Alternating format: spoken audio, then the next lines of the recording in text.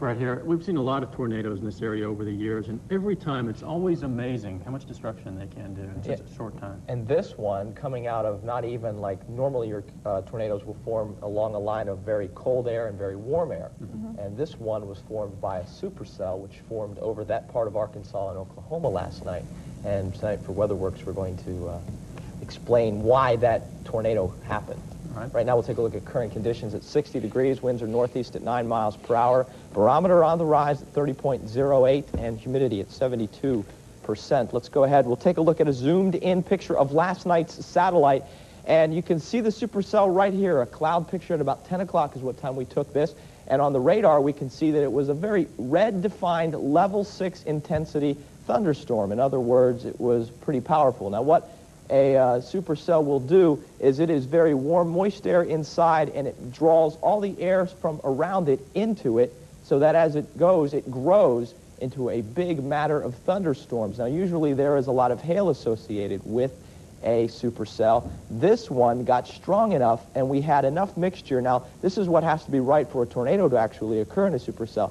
The jet stream has to be aligned right. The winds aloft have to be at a certain mile per hour. The temperature aloft has to be correct, and there has to be enough moisture in the upper atmosphere to also help that out. All these things came together right in the right mixture last night, and we got the tornado, and that's what caused it. Fortunately, there were no injuries as were reported.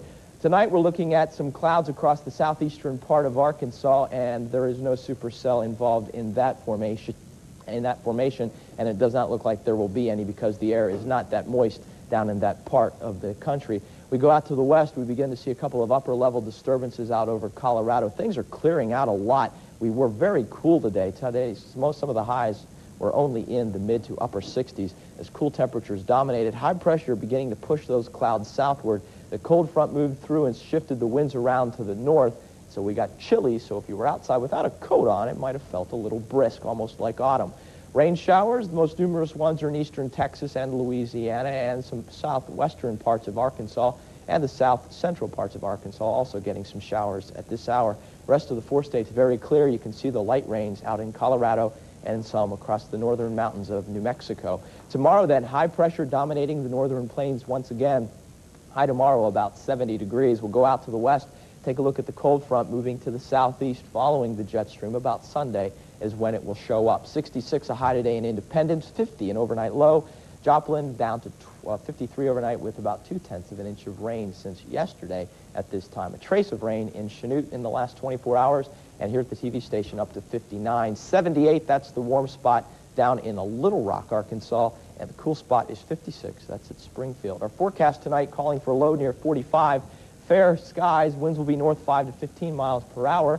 Tomorrow, highs 70 to 75, and sunny skies, winds variable at 10 miles per hour. Tomorrow night, clear, low 53. That's pretty easy. And by the time we get around to Thursday, high 78, it'll be sunny again. Our viewer's view tonight comes from Tyler Peck of Sarcoxie, Missouri. That's a growing cumulonimbus cloud. And what will happen with that? Well, possible thunderstorm, but what's growing here? A beautiful flower. Well, I don't think it's growing anymore. Oh. But it comes from Fern Stafford's garden in Pittsburg. It's a rhododendron. I just wanted to show you. That's brother of philodendron. Uh-huh. Okay. Or sister. Little sister. Yeah. Missouri Southern Baseball playoffs next.